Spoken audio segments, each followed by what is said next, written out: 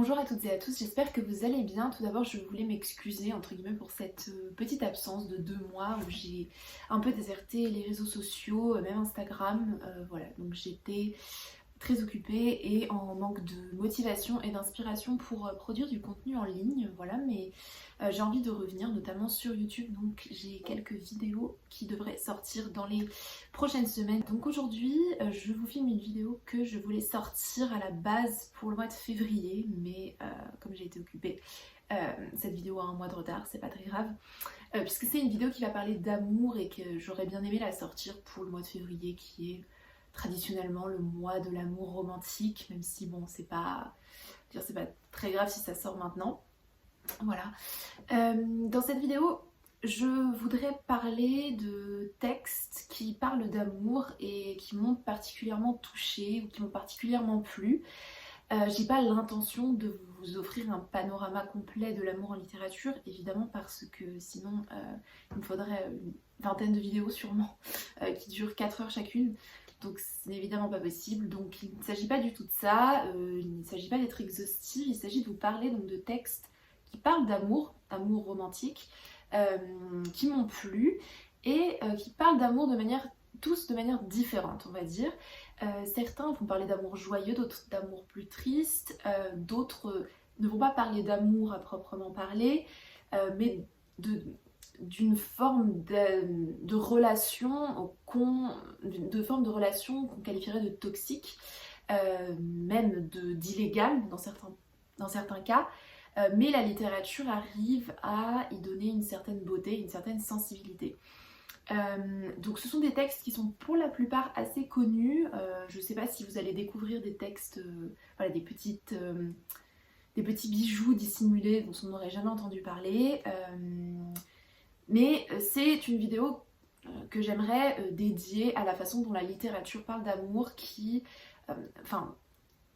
j'adore la littérature et je trouve qu'elle parle d'amour particulièrement bien, et la façon dont les mots arrivent à décrire ces relations amoureuses qui sont parfois très éloignées de ce que je désirerais dans la vraie vie m'a toujours beaucoup touchée et émue. Voilà, donc c'est une sorte d'hommage à ces textes qui m'ont plu et qui m'ont montré de la beauté là où je pensais qu'il n'y aurait que du chagrin ou de la laideur, voire de la monstruosité. On va commencer avec un texte d'amour joyeux, le Maître et Marguerite, qui est peut-être le seul texte dont je vais vous parler, où il y a vraiment une relation amoureuse désintéressée, qui n'est pas toxique et qui n'est pas empreinte de chagrin, même s'il y a du chagrin passager, mais il n'y a pas de... Voilà, il y a un happy ending, il y a une relation globalement intéressante et assez saine et fusionnelle, voilà. Donc le Maître et Marguerite, je crois que j'en ai déjà parlé sur cette chaîne. Je vais pas vous faire un résumé complet du livre parce que je pense que vous le connaissez. Il y a une partie du livre qui est consacrée à l'histoire d'amour entre le Maître et Marguerite, comme le titre l'indique. Le Maître, c'est un écrivain qui a écrit un manuscrit sur l'histoire de Jésus et particulièrement de Ponce Pilate.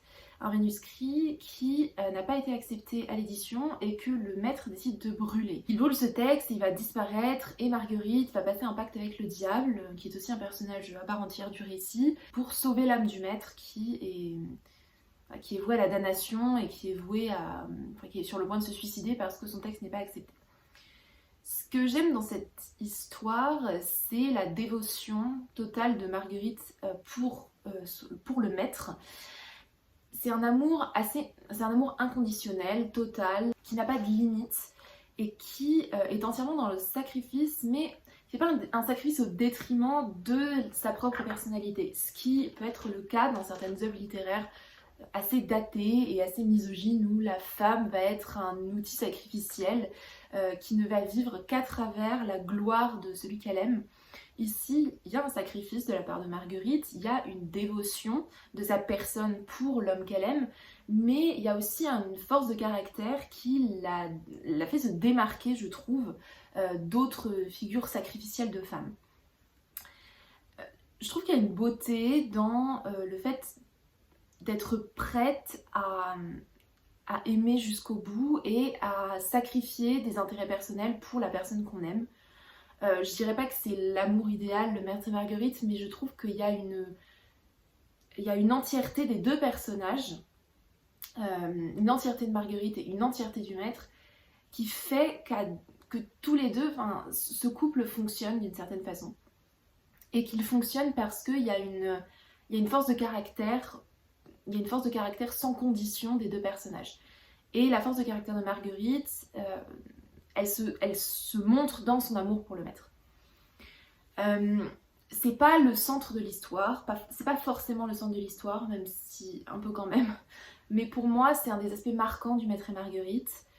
Cet amour inconditionnel qui finit dans la joie et qui finit dans la plénitude parce que il y a eu ce don de soi et ce don d'amour de la part de Marguerite, et il y a cette reconnaissance du maître et cette façon d'accepter l'amour qu'on lui donne, et cet amour qu'on lui donne va façonner aussi sa façon de voir le monde, de voir ses projets d'écriture et de proposer une autre vision de ce que doit être la vie et le bonheur. Un autre texte qui parle d'amour qui se réalise, on va dire, parce que vous verrez qu'il y a des textes où l'amour ne se réalise pas et reste uniquement une idée ou un sentiment et quelque chose d'inachevé. Ici, c'est L'insoutenable légèreté de l'être de Kundera, qui est un texte qui met en scène des triangles amoureux, on va dire. On a un couple central, Thomas et Teresa. Je crois que Thomas est un journaliste ou un écrivain, je sais plus exactement. C'est marié à Teresa, mais leur mariage est assez... ne le satisfait pas, en tout cas, parce que Teresa est folle amoureuse de lui, et lui n'est que vaguement intéressé, on va dire, et il va aller trouver une amante qui s'appelle Sabine, avec laquelle il essaiera de retrouver ce qui a été perdu dans sa relation avec Teresa. L'insoutenable légèreté de l'être, c'est un texte qui mêle différentes idées, différentes thématiques, et l'une des thématiques principales, c'est cette dualité entre ce que Kundera appelle la pesanteur et la légèreté. La pesanteur, c'est ce qui s'inscrit dans le réel, ce qui est immuable, ce qui ne bouge pas. Et la légèreté, au contraire, c'est ce qui vole, c'est ce qui est éphémère, c'est ce qui échappe à l'autre. Et Thomas va représenter une figure intermédiaire entre cette pesanteur et cette légèreté. Il est dans la pesanteur avec Teresa, qui est sa femme, et il est dans la légèreté avec Sabine, qui est son amante. Et au contraire, les deux femmes, Sabine et Teresa, vont représenter deux extrémités de cet axe, on va dire, entre la légèreté d'un côté et la pesanteur de l'autre, et Thomas est au milieu. Ce que j'ai aimé dans ces histoires d'amour, ce ne sont pas des histoires d'amour qui sont passionnelles, qui sont, que vous allez lire et dont vous allez vous dire que vous aimeriez vivre la même chose, à laquelle vous aimeriez aspirer. Il n'y a même pas de tragique, en fait il y a une sorte de banalité dans ces histoires, mais de banalité qui est tellement banale finalement qu'on arrive à en tirer quelque chose qui va au-delà de cette banalité.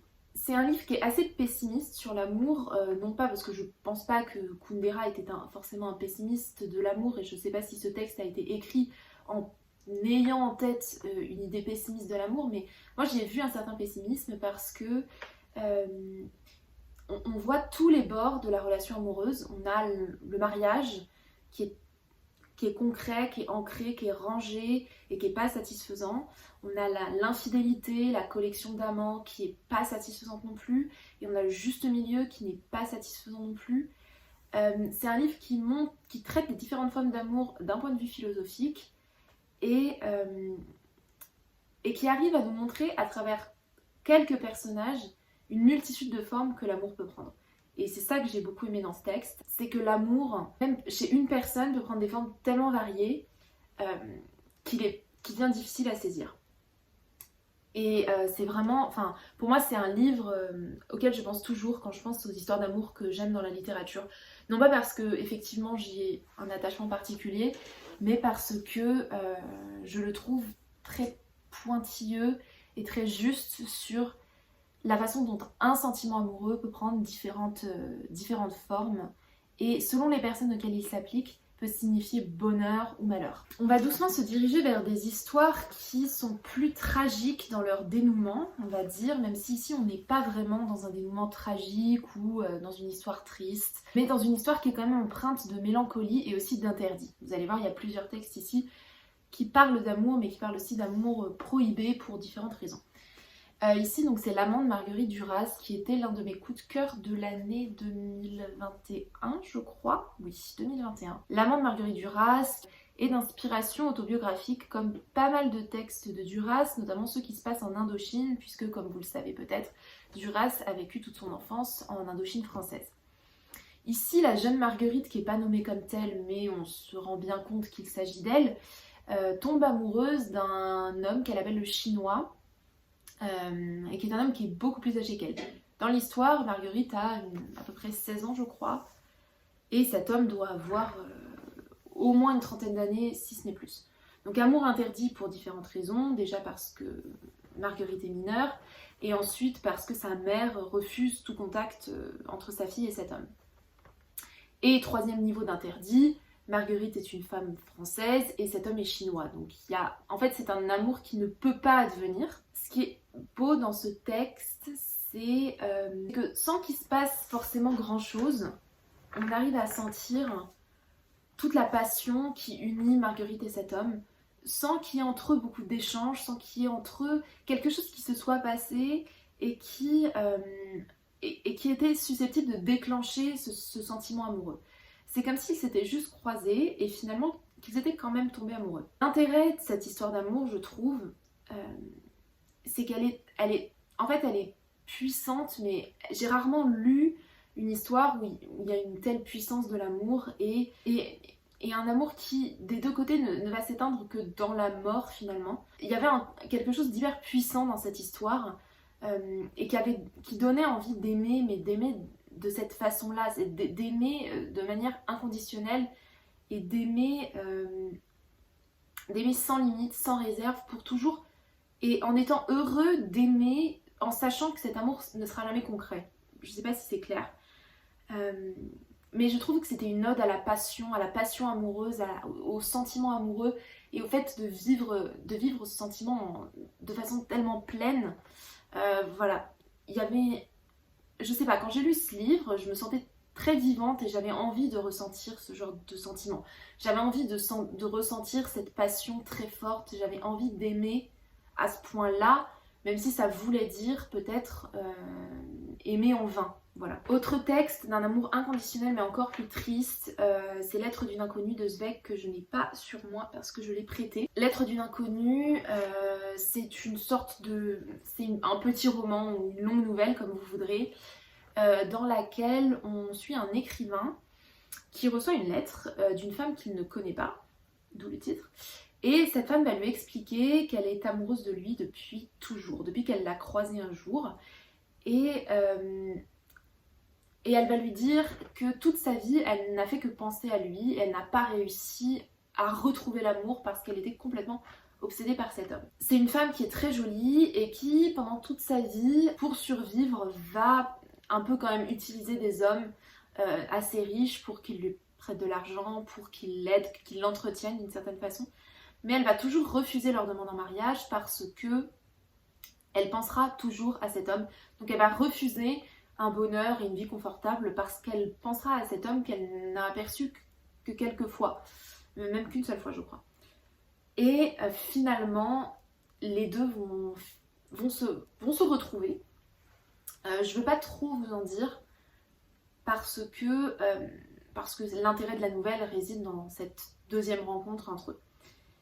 Ce qui est hyper touchant dans cette lettre, c'est le fait que l'inconnue aime un homme qui ne la connaît pas du tout. Il y a une telle dissymétrie entre ce qu'elle ressent pour lui, qui est un amour qui me fait penser à l'amour qui est décrit dans L'amant, et lui, il y a une absence d'amour totale, voire une absence simplement de connaissance. Et pour le coup, je trouve que c'est très réaliste parce que je pense qu'on a tous aimé quelqu'un, alors à différents degrés, hein, évidemment, peut-être pas au point d'être obsédé toute sa vie par cette personne, bien sûr, mais on a tous aimé quelqu'un, ou quelqu'un qui ne nous voyait pas du tout de la même manière, ou qui ne nous connaissait pas. Et l'envie d'être vu, l'envie d'être désiré, l'envie d'être reconnu par cette personne peut tellement nous détruire parce que cette personne, justement, ne sait pas qui on est. Enfin, il y a une telle un tel décalage entre le regard, on se demande si c'est possible de voir quelqu'un à ce point-là et lui ne nous voit pas. Et d'un côté, je trouve que cette histoire est très actuelle, alors pas dans ce qu'on appellerait des relations romantiques, mais dans, dans des relations qui sont très contemporaines entre un artiste, un chanteur, un acteur, une idole si vous voulez, et des fans. On a ce double décalage, ce décalage du regard avec d'un côté le fan qui est complètement épris de l'artiste, au point de l'aimer, alors pas de l'aimer d'un amour romantique, mais de l'aimer dans un sens d'admiration pour son travail, pour sa personne. Et le fan va consacrer une partie importante de son énergie, de son temps à admirer cet artiste qui, lui, ne connaît pas ses fans. Alors il sait qu'il a des fans, mais il ne les connaît pas individuellement. Et cette relation entre l'inconnu et cet écrivain me fait penser à cette relation entre le fan et l'artiste. Une relation qui peut aller très loin parce qu'on connaît des fans qui sont persuadés d'être amoureux, enfin persuadés d'avoir une relation avec cet artiste, qui vont les stalker, qui vont les harceler, qui vont s'imaginer, qu'ils ont une relation qu'on confine à la folie. Il y a une certaine similitude entre cette relation et celle du fan et de l'artiste. Et c'est en ça que cette histoire est très forte parce qu'elle est elle est très réaliste, très vivante et en même temps très triste. Si on reste dans l'amour triste, on va parler ici d'un texte où l'amour ne se réalise jamais. C'est un peu comme l'amant, mais c'est pire. Dans le sens où l'amant, il y a eu quand même... il y a eu quelque chose. Voilà, là, il n'y a rien du tout. Donc c'est le lys dans la vallée de Balzac, qui est un des textes de Balzac que j'ai le mieux aimé. C'est un livre qui est tellement différent de ce qu'il a fait par ailleurs, que c'est presque étonnant qu'il ait écrit un tel texte. Ici, on va suivre un jeune garçon qui s'appelle Félix et qui est amoureux d'une femme qui est plus âgée que lui, qui s'appelle Héloïse de quelque chose, je ne sais plus son nom de famille, je suis désolée, ça fait longtemps que je l'ai lu aussi. Cette femme est mariée et Félix, je crois, occupe un poste de précepteur pour sa fille, c'est comme ça qu'ils se rencontrent. Cette femme est mariée à un homme absolument détestable, acariâtre, beaucoup plus âgé qu'elle, un mariage arrangé et malgré tout, malgré ce dégoût qu'elle ressent pour son mari, elle refuse de concrétiser son amour avec Félix. Et pendant tout le livre, Félix et Héloïse s'aiment, ils savent qu'ils s'aiment, ils savent que leur amour est réciproque, mais ils ne vont rien faire. Et même à la fin, quand le mari ne sera plus dans le paysage, ils ne vont rien faire. C'est un amour qui n'est jamais concrétisé. C'est un livre qui ressemble un petit peu à La Princesse de Clèves, que j'aurais pu mettre dans cette vidéo d'ailleurs, parce que c'est aussi une histoire d'amour que j'aime énormément, où on a la princesse qui est amoureuse d'un autre homme et qui est avec son mari, mais qui par amour pour son mari, par attachement pour lui, ne fera absolument rien, et même quand son mari va mourir. Ici c'est pire parce que Monsieur de Clèves est certes un homme, alors pas d'attachement particulier pour Monsieur de Clèves, mais je trouve que c'est un homme quand même qui a une certaine noblesse, qui a une certaine bonté, qui sait que sa femme est malheureuse, qui a de l'attachement pour elle, qui se sent malheureux pour elle, et qui par amour pour elle ne va jamais lui faire de reproches, ne va jamais la mettre dans une situation délicate. Ici, le mari d'Héloïse est vraiment un homme détestable. Je pense qu'on peut parler... c'est clairement une relation toxique, on peut même parler de violence conjugale, c'est pas dit explicitement par Balzac évidemment à cause de l'époque, mais une relation, si on la lie avec notre regard actuel, c'est une relation de violence conjugale et le mari d'Héloïse est clairement un pervers narcissique, pour employer des termes psychiatriques actuels. Donc il n'y a absolument aucune raison qu'Héloïse ait du scrupule pour quitter son mari et pourtant elle s'y refuse constamment. Il y a une noblesse dans le personnage d'Héloïse que je trouve admirable d'une certaine façon, même si admirable mais un peu idiote d'un autre côté. La noblesse passe avant l'amour et ça donne cette histoire assez subtile où l'amour est est tellement poétique, est tellement métaphorique, est toujours abstrait, jamais concret. Il y a de très belles descriptions de paysages, notamment où Balzac, où Félix voit la marquise, je crois qu'elle est marquise, je sais plus, voit la marquise un peu partout, dans le paysage qui l'entoure.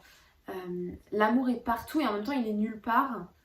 Je sais pas, on est toujours dans la subtilité et je trouve que c'est un livre qui illustre pour moi, qui illustre le sommet de l'art d'un écrivain qui est capable, avec les évocations, de dire tellement de choses. Et c'est un livre qui respire l'amour un peu partout finalement. L'amour n'est jamais concrétisé mais il est partout et c'est cette atmosphère délicate et en même temps triste que j'aime dans ce livre. Un amour qui ne se réalise jamais, ou plutôt qui prend une fin brutale pour des raisons de conviction personnelle également.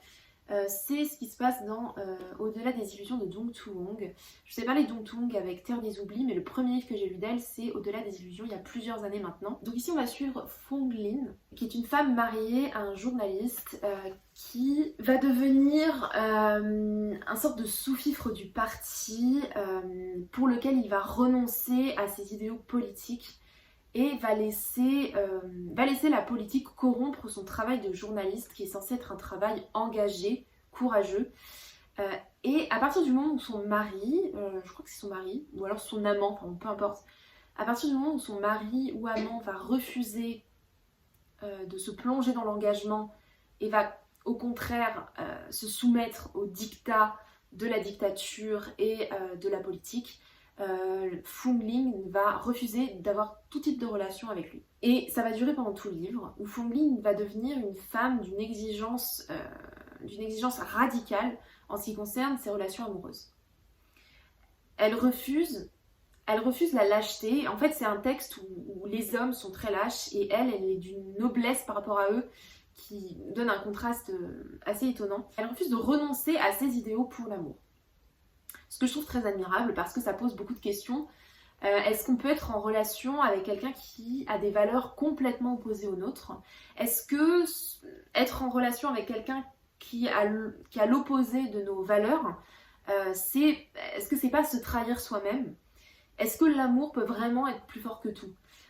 On croule d'histoires d'amour où l'amour triomphe sur tout le reste, triomphe sur les convictions personnelles, triomphe sur les clans, triomphe sur les bords politiques, même en temps de guerre, on a des relations amoureuses entre des gens de camps opposés. Est-ce que l'amour est vraiment plus fort que tout? Dans ce texte, quand on le lit, on se dit que non, en fait, que l'amour n'est pas plus fort que tout, et que le véritable amour, c'est avant tout l'amour qu'on se porte à soi-même et qu'on porte à nos convictions. Et c'est se donner le droit de vivre une relation amoureuse dans laquelle on se respecte soi-même. Je trouve que c'est très intéressant la manière dont Dong Tu-Hong décrit cette bataille constante de Fong Lin qui aime ses hommes mais qui ne veut jamais céder à une forme de bassesse. Et honnêtement, c'est pas forcément un choix évident quand on le lit parce qu'on peut se dire, parce que ces hommes-là ont des circonstances atténuantes, il faut bien vivre, il faut bien gagner sa vie, donc c'est des réactions qui sont très humaines, qui sont pas, qui sont lâches, mais qui sont humaines. Donc c'est un choix qui est pas évident, et je pense que dans la vie, on peut se poser cette question, et on prend tous une décision différente quant à cette question. Je trouve qu'il y a une telle noblesse dans ce personnage qui est vraiment intéressante et admirable. Moi j'aime bien ces représentations de gens qui sont très jusqu'au-boutistes dans leurs idéaux, jusqu'à renoncer à une chose qui est souvent présentée comme devant dépasser tous ces idéaux. Un texte dont je vous ai déjà parlé, mais dont je ne me lasserai jamais de vous parler, et peut-être il faudrait qu'un jour je fasse une vidéo juste sur ce livre, c'est Belle du Seigneur d'Albert Cohen, qui est pour moi le plus grand livre d'amour que j'ai lu. Je sais que c'est un livre qui est controversé, il y a des gens qui l'adorent et il y a des gens qui trouvent absolument horrible ce livre. Moi j'adore, je trouve que c'est génial. Ici, on va suivre une relation amoureuse qui va passer de la passion ultime, de la passion extrême, à la banalité la plus sordide. On va suivre Solal et Ariane. Ariane, c'est une femme qui est mariée à un petit fonctionnaire assez médiocre qui voilà, qu'il l'aime, mais d'une façon si peu romantique et attirante, qu'on comprend la volonté d'Ariane de s'échapper de cette relation, et elle va foncer dans les bras de Solal qui représente tout l'inverse, c'est-à-dire un idéal chevaleresque, romantique, passionné, que n'est absolument pas son mari. Et Solal et Ariane entament une relation qui est fondée sur l'admiration totale d'Ariane pour Solal, et en même temps pour le dédain et le mépris de Solal pour Ariane, et peut-être pour l'admiration qu'Ariane porte pour lui. On sent que Solal est au-dessus de cette passion aveugle d'Ariane, mais en même temps, il y a sûrement une volonté de plonger dans cette admiration. Et en fait, cette passion va s'étioler complètement parce que Ariane ne va pas réussir à dépasser la banalité du quotidien qu'elle avait trouvée dans sa précédente relation. Elle voudra toujours garder cette image de femme passionnée, de femme idéale, de déesse, et elle ne va jamais réussir à comprendre que l'amour, c'est aussi se voir dans nos pires moments. Partager une relation amoureuse avec quelqu'un, c'est aussi lui montrer nos défauts, lui montrer nos pires aspects, lui confier nos secrets, ne pas être toujours belle, ne pas être toujours beau ou belle, ne pas être toujours apprêtée, ne pas être toujours sous notre meilleur angle. L'amour, c'est aussi se montrer dans nos pires aspects, c'est aussi ça l'amour. Et Ariane n'est pas capable de concevoir cette dimension de l'amour, elle ne voit que l'idéal en fait. Et du coup, elle replonge dans la banalité. En refusant de comprendre que dans la banalité, il y a aussi certaines choses qui sont admirables. En fait, elle va passer de deux extrêmes de relations qui ne sont pas satisfaisants. Je trouve que c'est un texte qui illustre très bien la façon dont on tombe dans la routine quand on aime. Et je pense que si vous avez déjà eu des relations longues, vous avez constaté qu'il y a forcément un moment où on tombe dans une sorte de redondance, de routine, et toute la question c'est comment en sortir, comment réussir à conserver une forme de renouveau, comment réussir à conserver cette joie et cette sorte d'excitation qu'on peut ressentir dans les premiers jours. De toute évidence, dans ce texte, il n'y a que des échecs amoureux, et c'est pour ça que je le trouve très intéressant. Ici, on va rentrer dans une dernière partie de vidéo dans laquelle je vais vous présenter des textes où l'amour n'est pas un amour romantique à proprement parler, mais des amours intéressés et des amours toxiques, voire complètement interdits. Enfin bon, vous allez voir. Donc, premier livre dont je voudrais vous parler, c'est Svastika de Junichiro Tanizaki, qui est le premier livre que j'ai lu de Tanizaki et qui est, je pense, toujours mon préféré. Ici, on va suivre Sonoko, qui est une femme qui est mariée à son mari dont on ne connaît pas le nom. Son mari elle l'appelle Mr. Husband. Et Sonoko raconte à un écrivain les histoires amoureuses qui ont fait sa vie et qui sont venues mettre en péril sa relation avec son mari. Sonoko tombe amoureuse d'une jeune femme qui s'appelle Mitsuko. Si je me rappelle bien, elles sont toutes les deux dans une école d'art, je crois, elles sont camarades de classe. Les deux femmes vont commencer à entretenir une relation qui va être approuvée par le mari de Sonoko. Je suis désolée, je vous reprends un autre jour parce que j'avais plus de place sur mon stockage. Bref, donc changement de décor, changement de tenue, c'est pas grave. On va reprendre là où on en était. Donc je vous parlais de Svastika de Tanizaki. Je vous disais donc qu'il y a un quatrième personnage qui va rentrer dans l'équation, dans le triangle amoureux qui est déjà formé entre Sonoko, Mitsuko et le mari de Sonoko, qui s'appelle Monsieur Watanuki, je crois, je me souviens plus exactement, qui est une sorte de dandy un peu efféminé, enfin voilà, et qui va intervenir dans ce triangle amoureux. Sonoko au début va cacher sa relation à son mari, puis ce dernier finit par la découvrir et par l'accepter. Sonoko est de plus en plus attachée à Mitsuko, c'est une passion qui devient dévorante, presque toxique, et on découvre au fur et à mesure du texte que Mitsuko n'a pas que des bonnes intentions concernant Sonoko et son mari, et que ces deux derniers, ainsi que le quatrième homme, vont devenir un petit peu des jouets de sa machination, de sa manipulation. Le titre Svastika décrit bien les 4 branches, parce que vous voyez ce que c'est une svastika, les 4 branches qui représentent les 4 personnages et qui sont pris dans une relation un peu machiavélique, qui interagissent les uns avec les autres. L'intérêt de ce livre, c'est vraiment de montrer comment l'amour peut être une source de manipulation et peut mener à des extrêmes, et peut rendre une personne très vulnérable, parce que Sonoko est profondément amoureuse de Mitsuko, et cet amour va consumer toute sa vie, et va consumer tout son entourage, toutes ses relations, toutes ses autres relations. Elle va être complètement dépossédée de son identité pour une autre personne. Et Mitsuko va tirer, elle, au contraire, va tirer profit de cet amour aveugle et inconditionnel que Sonoko lui porte. Dans cette machination, il y a clairement les coupables et les victimes, et ça montre bien comment un sentiment peut être détourné et peut être manipulé au point de pousser les personnes qui en sont victimes à leur perte.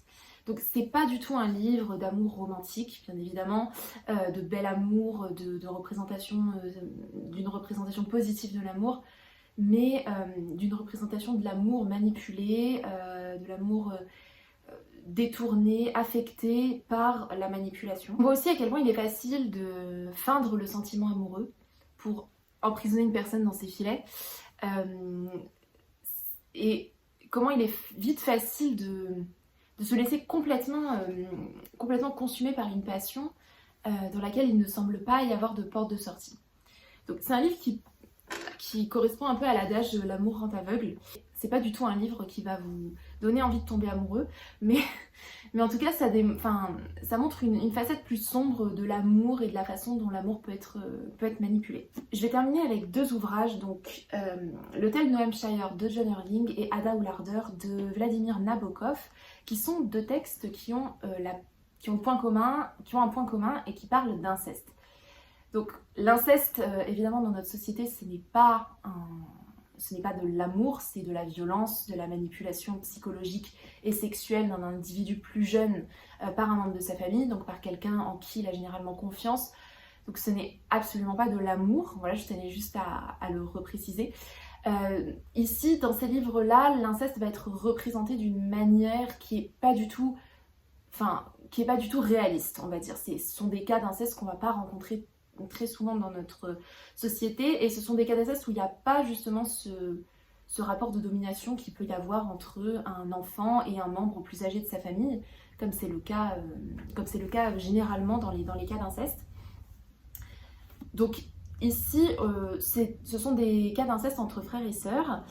Donc dans l'Hôtel New Hampshire, c'est l'amour destructeur entre John, qui est le narrateur de l'histoire, et sa grande sœur Franny. Et dans Ada ou l'Ardeur, c'est... alors ils sont demi-frères et demi-sœurs dans Ada ou l'Ardeur. C'est l'amour entre Ada et Van, qui sont demi-frères et demi-sœurs, Van étant aussi le narrateur de l'histoire. Là, dans les 2 livres, la conscience que c'est un amour interdit, évidemment, interdit moralement et légalement, mais il y a une attirance de ces 2 couples de frères et sœurs qui a à la fois conscience du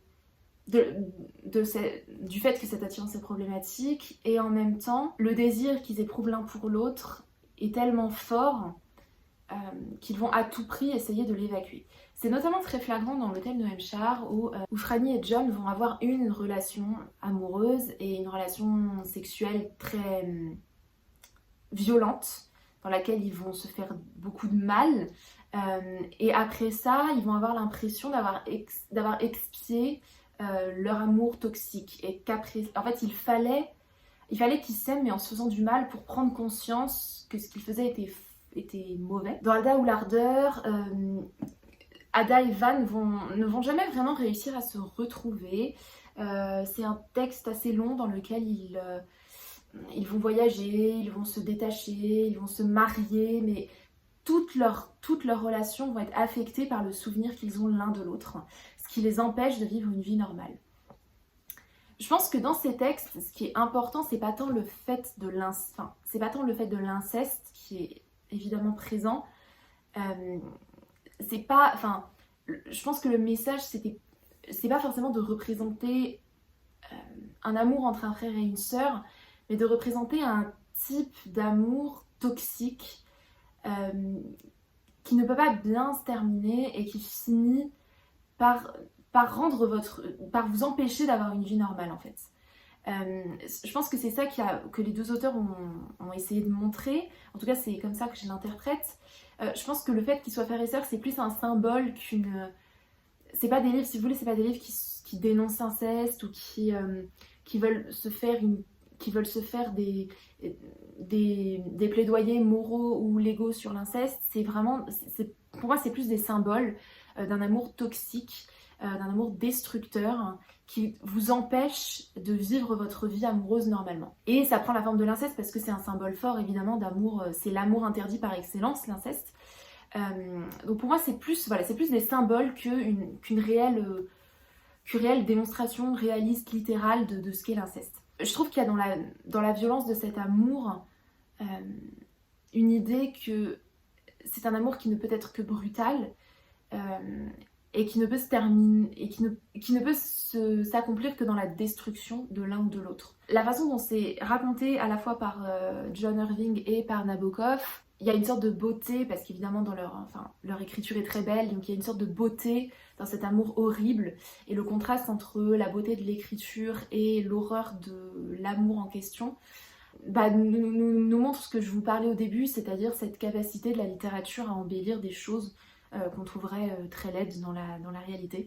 Voilà, donc c'est ce contraste que j'aime beaucoup dans ces deux textes. Voilà, c'est tout pour cette vidéo, j'espère qu'elle vous aura plu. Dites-moi dans les commentaires quelles sont vos histoires d'amour préférées en littérature et je vous dis à bientôt pour une prochaine vidéo.